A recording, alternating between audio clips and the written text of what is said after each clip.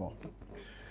Bakary balaa maa ñëwaat ci Thiané soo ci amee loo ci yokk suspension bi noo ko gisee ak communiqué bi ci fédération génne.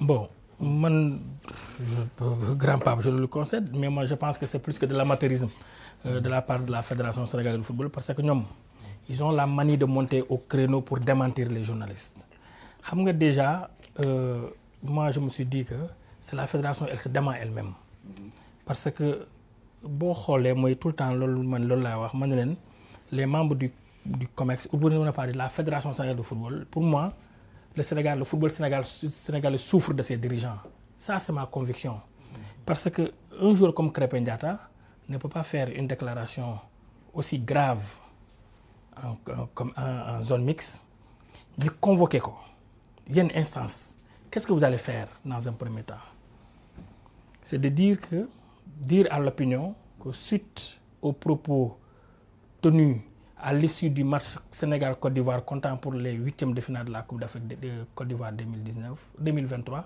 le joueur sénégalais, notre joueur Krépin Diatta, a fait objet d'une enquête de la part de la Confédération africaine de football.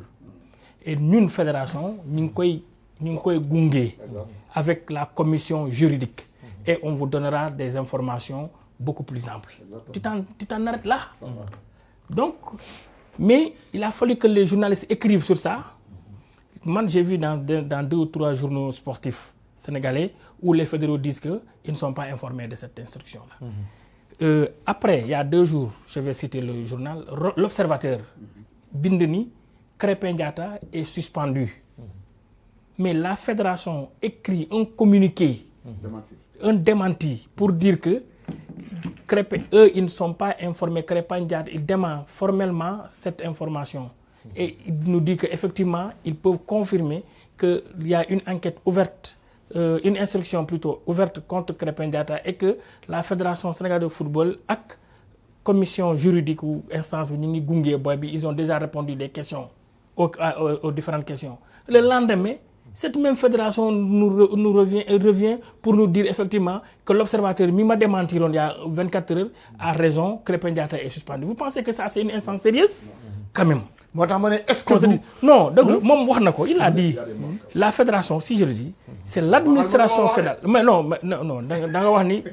c'est-à-dire man luma lay wax rek xolal lima la wax rek bu fekkante li nga wax lima wax du deug rek xam nga mën nga ma dag wax ma ça je te le permets.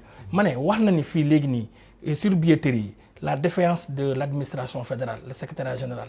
C'est ce même secrétaire général qui nous balance des communiqués comme ça à tout va. Et pourtant, c'est un comité du sport, quoi. Mais Victor Sis, il doit faire valoir ces trucs, il doit aller à la retraite. Il est à la retraite depuis 2010. Ni indi ko def tek ko suñu secrétaire général ni koy deflo ay affaire yo xamanteni moy lool mais Victor Sis c'est quelqu'un bo xamanteni bo xolé man personnellement duma tudd il ne passe pas par mon nom dom bay la may wax mais tellement que un gars respectueux ni koy deflo ay affaire yo xamanteni xam nga mom sax xamna ni lu muy def ni tek ko fenn et tam koy def kon Bakary mais tu comment comme mais moma jax nit ngay encore ci niveau bu mu tol dem ba wara jël retraite mais mom def lo xamanteni comment se fait-il lu melni information lu melni suspension Krépin Diatta les journalistes donnent l'information mais comme Thiané nous moi si j'étais à la place de la fédération je ne vais même pas faire de communiqué. Exactement. Je me tais soit j'ai pris l'option de ne pas faire de communiqué. Je reste jusqu'au bout bi journaliste bind affaire bi communiqué bi génné ma doga def communiqué. Mais tu ne peux pas faire de parce que da ngay xol 24 heures après 24 heures ñu ñëwaat encore reddiwaat sen bopp est-ce que loolu sax c'est de la crédibilité wala dina wone lo xam te lu sérieux la ci instance bu tane fédération non de football. Non. Est-ce que